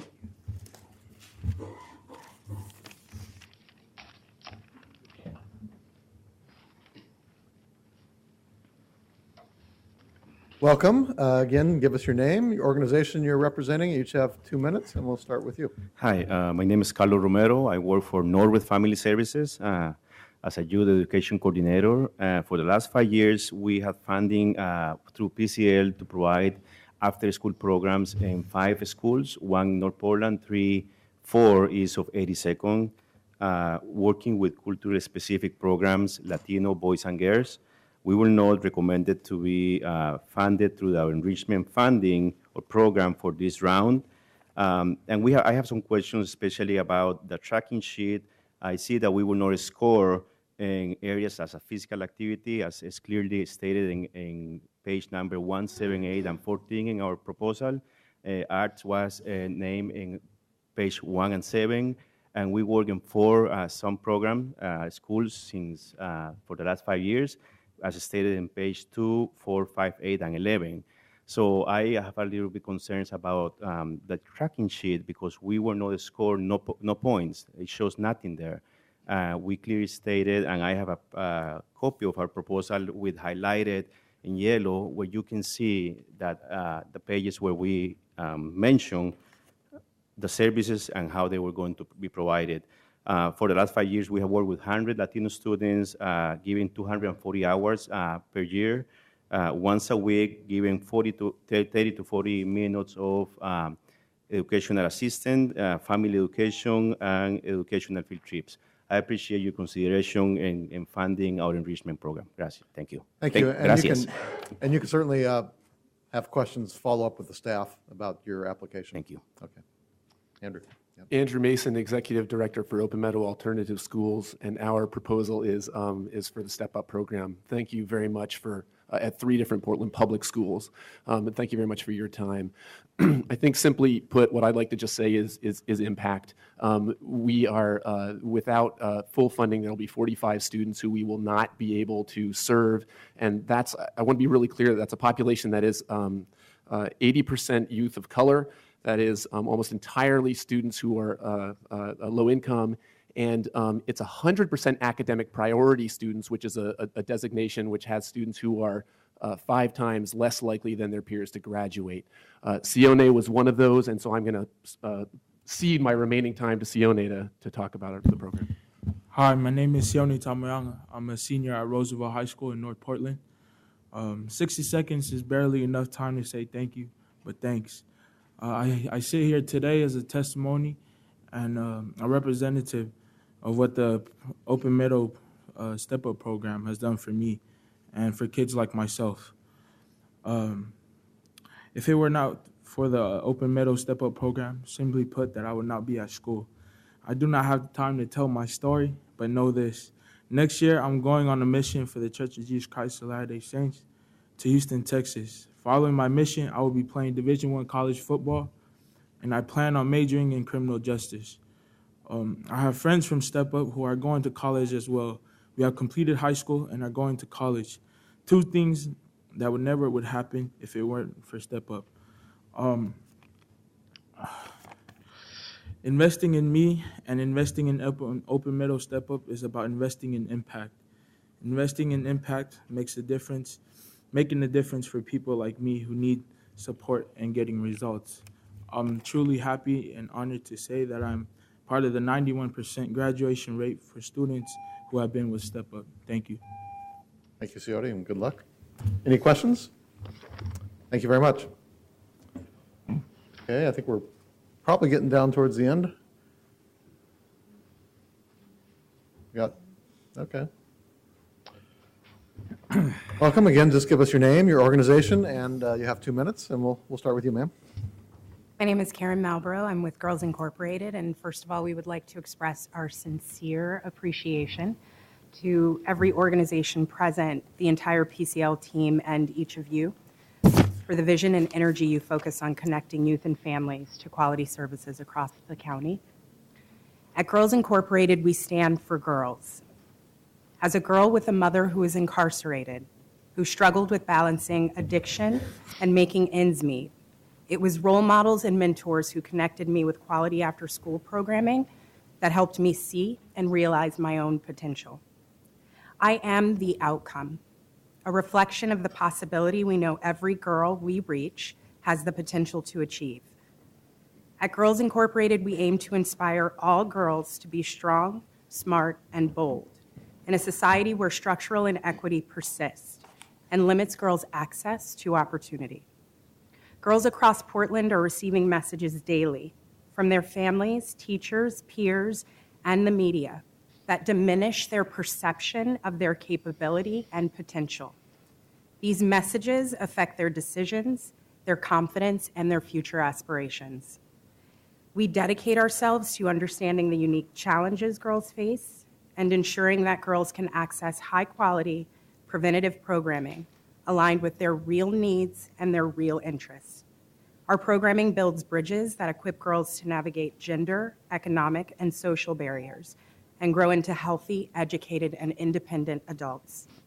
We partner with organizations across the county in order to extend our ability to enhance the ways we elevate who girls are and where they come from so that they can access all the supports they need to set and achieve their goals. Thank you from our executive director and the entire Girls Inc. team for the opportunity to continue delivering our programming. Thank you. Victor? Thank you, Mr. Chair, members of the committee. For the record, my name is Victor Merced, Executive Director of Hacienda CDC. I'd like to thank you for considering our proposal and the staff for their recommendations to fund Hacienda's culturally specific after-school program, Expresiones, in the enrichment category. Hacienda serves youth in Portland's outer northeast Cully neighborhood and in North Portland, which are priority areas for the Levy. We work with youth that live in Hacienda's affordable housing communities, serving primarily Latino youth and a growing Somali youth population. 98% of the youth we serve are of color, and 100% are low income. We're excited about the opportunities this funding source will bring to youth in our community, including academic support, enrichment, environmental education, bilingual theater and arts, soccer, and nutrition. Just as a point of information, we'd like to let you know that Expresiones is currently moving in the direction of more intensive academic support as part of the Oregon Community Foundation's K-12 Success Initiative, where we are part of a cross-site evaluation of out-of-school time programs focusing on academic outcomes. Hacienda's youth programs are core to our vibrant communities, and we say in Spanish, Comunidad Viva. So with that, I'd like to thank the committee for consideration. Thank you. Commissioner Saltzman, Chair Madrigal, and members of the Allocation Committee, I'd like to thank you and thank the staff for recommending the Neighborhood House Hayhurst after-school program for funding. Our program targets the 70 to 90 low-income students who will be living in Stevens Creek Crossing and attending the Hayhurst Elementary School. Stevens Creek Crossing is an amazing community investment, creating high-quality homes for 122 households. Stevens Creek Crossing is designed to be a community of opportunity. HUD, Department of Housing and Urban Development, has studied placing low-income families in into middle-class communities, and what they found is that these families have a higher quality life and a greater chance of success. But they need to have the support services to make that happen. To succeed, families need to access services like the new Hayhurst After School program. The newly relocated Stevens Creek Crossing Elementary School children need these kinds of supports to succeed. Our program will partner with Home Forward, Portland Public Schools, the Hayhurst PTA, and the local school council. Neighborhood House has a demonstrated capacity, the skills, the experience through our community school programs to help children achieve successful outcomes. Through this project, we'll work with the principal and the faculty to provide a curriculum-aligned program designed to create opportunity for the Stevens Creek Crossing children. If funded, Neighborhood House will invest its own funds to engage parents and enhance their abilities to succeed, to help their children succeed academically. So thank you for your consideration. Thank you. Questions for the panel? Okay, thank you.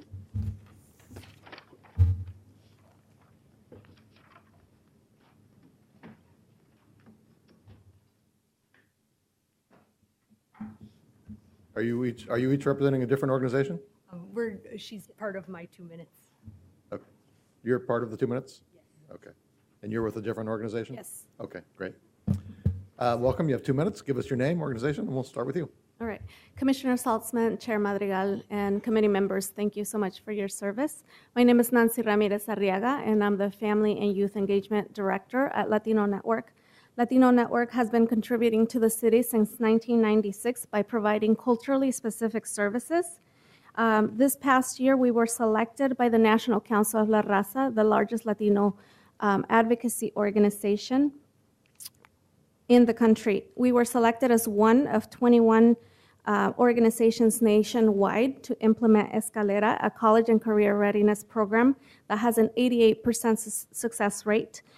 We submitted our proposal to sustain this program at Madison High School and expand out to serve East Portland school districts. We are really delighted to see that the staff recommended to fund Hacienda as an enrichment program, and we know that the need is significantly high for the Latino population, who comprises 12% of the state's population.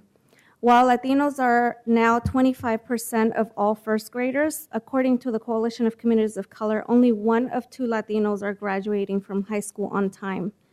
Our community is in severely under-resourced at a critical time where fast-paced demographic changes are impacting everyone. We need support to graduate more students.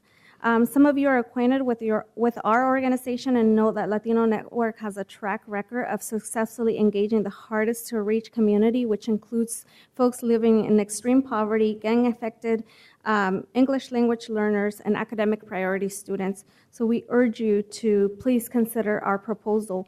We need to graduate more students.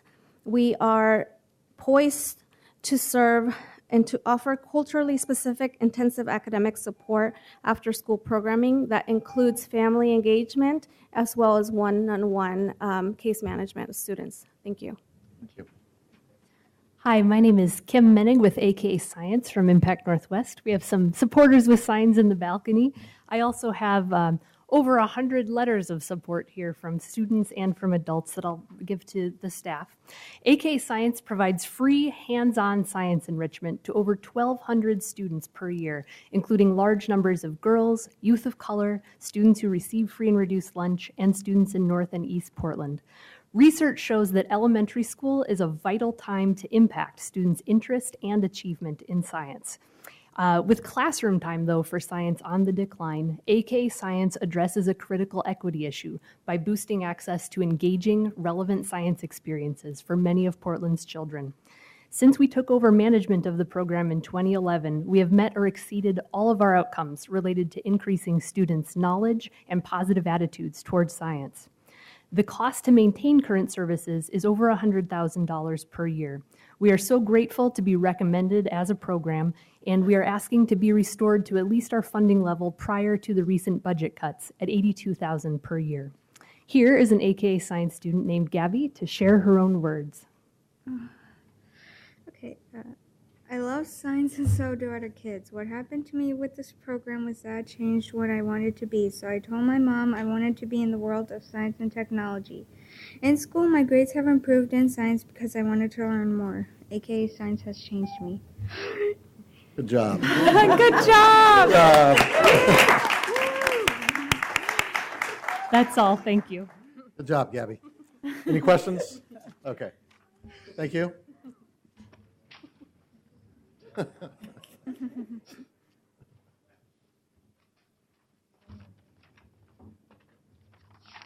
Welcome. Again, give us your name, organization, and you each have 2 minutes. And we're going to start over here this time. We'll start with you. Hi, thank you, committee. I am from a member of the Park Groves District Equity Team and also a staff of ERCO. And I'm here to thank you to recommend to fund the Sun School at Park Groves Middle School. Park Groves And could you Middle- give us your name? My name is Lynn Tan. Okay, great. Park Groves Middle has been working really hard the last 5 years to build and beef up their academic program during the school day. And with the funding of a Sun School, we can have a continuation of academic support services from school day into the after school. Working with ERCO as lead agency would be great. ERCO has championed culturally responsive and culturally specific services. And with Park Groves receiving no Title I funds, with 80% of more of the school population on free reduced lunch, and over a third of the students is ESL, 13% special education, with 26 or more languages spoken.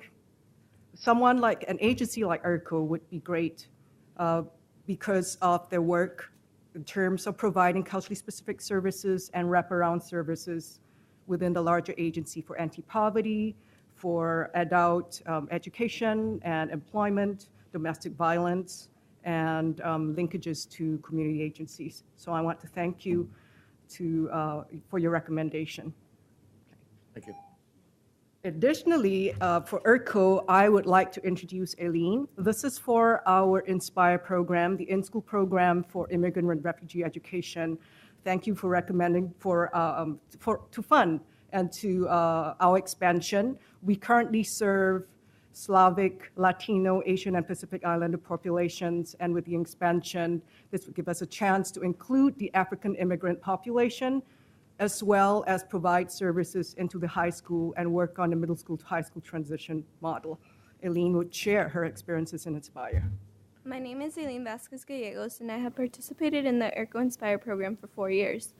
I started working with Andrew in the 5th grade because I was behind in school. In the past 4 years, Andrew and the ERCO staff have helped me by never giving up on me. They have given me a chance to keep up with my peers in school and have helped me build confidence as a student. In the Inspire program, we meet every Tuesday and Thursday after school. This extra help has helped me a lot because I get the chance to ask questions about things we learn in class. And Andrew and other tutors help me with reading and math. We also go on fun field trips and have summer school, and those are really fun. Andrew speaks Spanish, so he can communicate with my mom to let her know what I'm working on and how I'm doing in school. When I first started the program, Andrew would call my mom to let her know what's going on in school, and he still does. I think it's very important for the Inspire program to keep going. If Inspire continues, other kids like me can get the same help they've given me. On my last report card, I had all A's and B's. ERCO has helped me, and I know it's helped a lot of other kids as well. Thank you. Good job. Yes. Hi there, my name is Josette Red Thunder, and I'm an enrolled member of the Siston-Wapton tribe. I've been a part of NAIA for the past 5 years with my case manager. In that time, I have participated in many different activities, including the sports, the summer camps, and most importantly, the youth advocacy after-school program with their one-on-one tutoring that helped me maintain a 4.0 and get on the presidential honor roll. With that, my case manager, Valerie Nelson, has helped me through so many trying times in my life. But what has bonded us the most is my attendance to St. Mary's Academy, where she also went. Without Val, I know I would still be that shy little girl that had no intention of ever going back to NAIA once I started.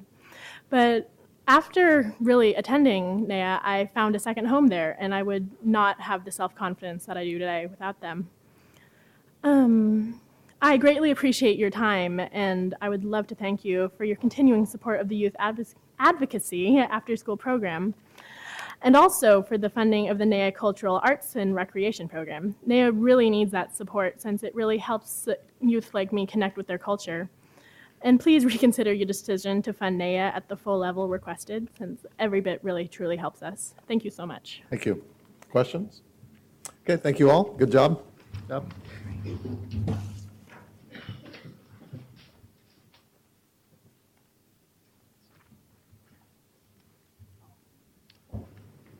Okay, well, welcome.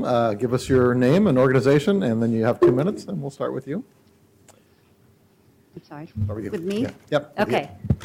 Hi, I'm Erin Hubert, CEO of the Boys and Girls Clubs of Portland. What an honor to be in this room with these providers. I grew up in Portland and went to Vestal Grade School and Madison High School, so it's just humbling to hear so many wonderful organizations here, and then it's also humbling to hear the need, for sure.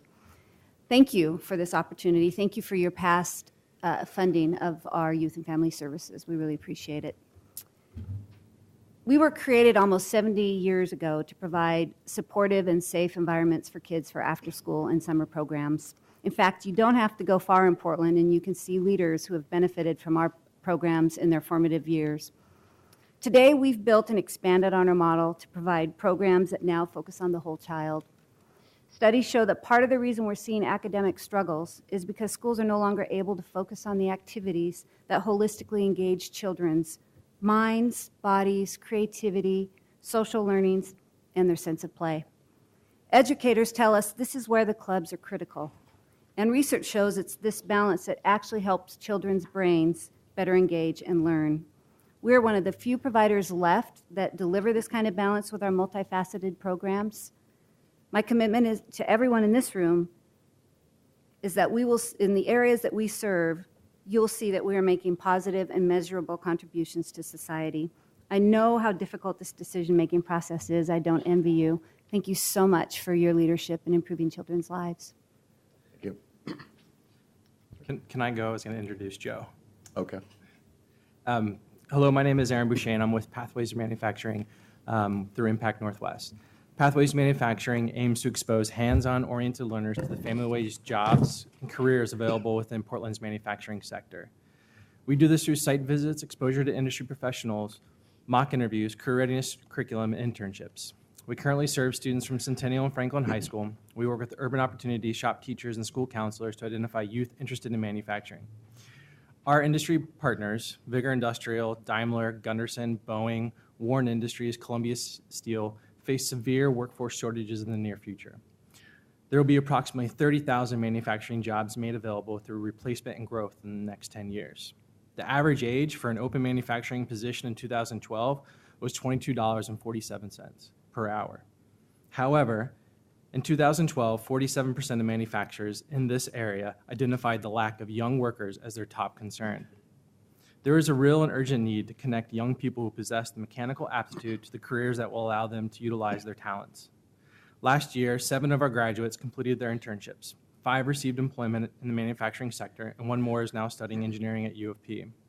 This year, we have 13 graduating seniors lined up for internships. And I'd like to introduce Joe here, who is one of our graduating seniors and recently employed by Gunderson. Hello, my name is Joseph Miles Kelly. I'm a senior at Centennial High School. I recently got a job at Gunderson, and it was through Impact Northwest Pathways to Manufacturing. When I started this year of high school, I had absolutely no idea what I wanted to do with my life. I knew I wanted to do something with my hands, and I found out about Pathways, and my metals teacher got me into it, and ever since then, it's been just one step after another, and now I know what I want to do with my life. So it's a very beneficial program that I hope many other high school students can be exposed to. Thank you. Congratulations. Questions for the panel? What is your job going to be? I'm going to be a welder at Gunderson, and I'm going to be making either train cars or barges. Not sure yet. They haven't placed me. Great. Congratulations. Congratulations, yes. Thank you all. Is there anybody left who we haven't heard from? Ah, okay.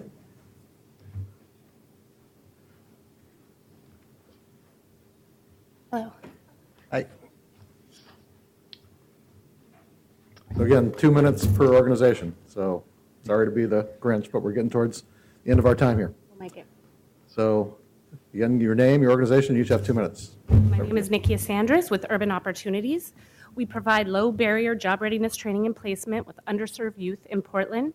Youth are from high-diversity schools, largely in East and North Portland, and are from low-income families, immigrants and refugees, adjudicated, academic priority, and survivors of commercial sexual exploitation.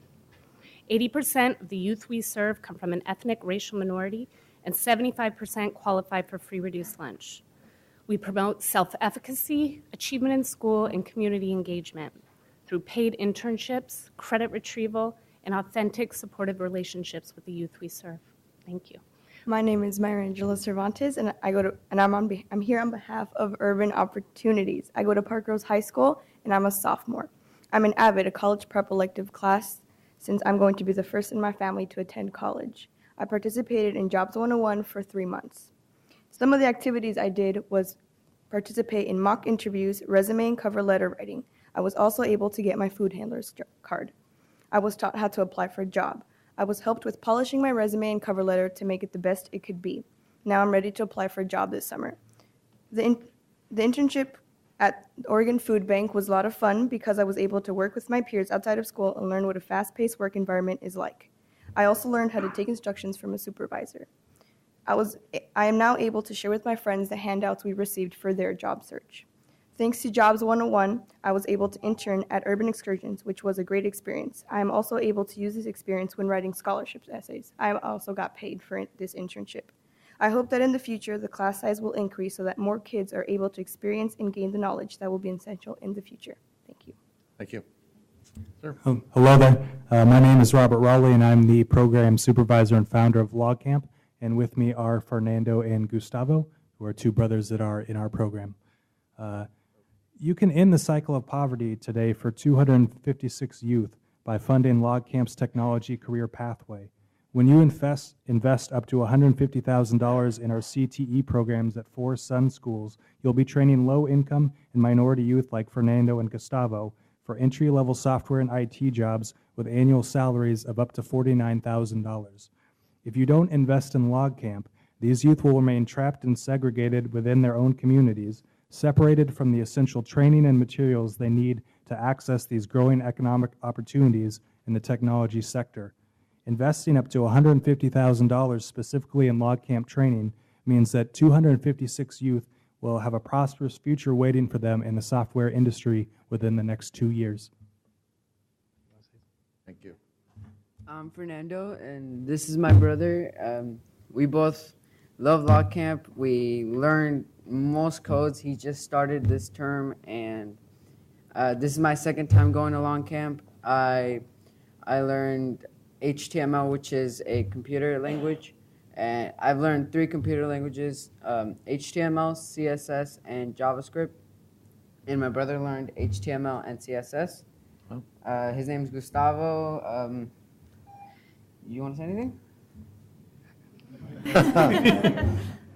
Well, congratulations. I understand coding is a very good career path. Yeah, and me and him, my career, I want to be a graphic designer. I want to make a living off of it. Yeah, I think you will. I'm a pretty good artist. I draw most of the time when I don't have stuff I have to do, homework.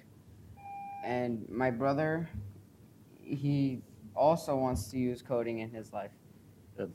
And that's all. Congratulations. Well, good job. Thank you. Thank you.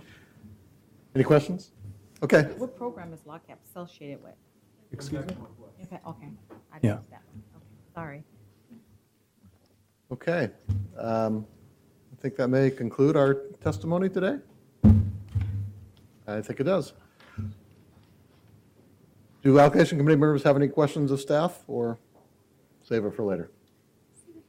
Save it for later. Okay, well, thank you all for being here, and thanks to my colleagues on the allocation committee. Our next hearing will be a week from today, Monday, May 19th, from 12:30 to 2:30 here at City Council Chambers.